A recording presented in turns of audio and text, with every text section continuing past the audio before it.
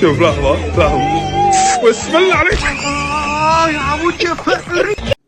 اهو ده يا جماعه العريس اللي حب يعمل فيها راجل وبقى شكله وحش.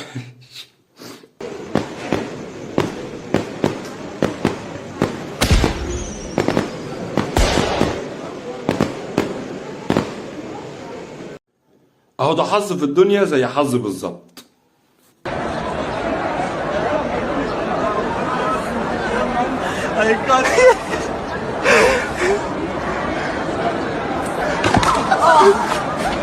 يا نهار ابيض على الوجع، انت لو قصيت يا ابني مش هتقعد بالطريقه دي.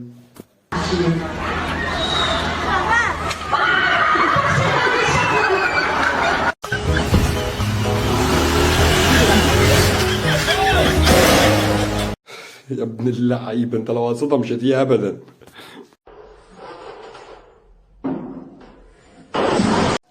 هو انتوا ليه عايزين تركبوا باب التلاجة في السقف؟ غريبة صح؟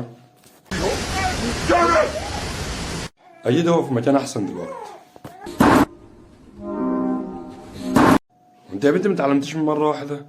الله يعينك بقى، سلام.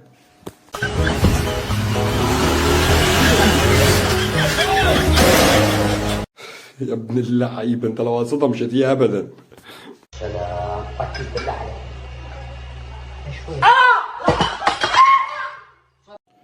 هو أنا عايز أفهم برضه، هو اللي بيجري ده بيجري ليه؟ اتلسعت بالصوت يا حبيبي؟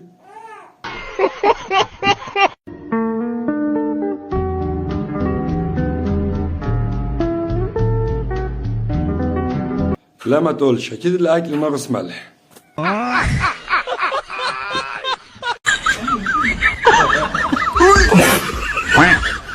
يا ابني حد يهزر مع ده.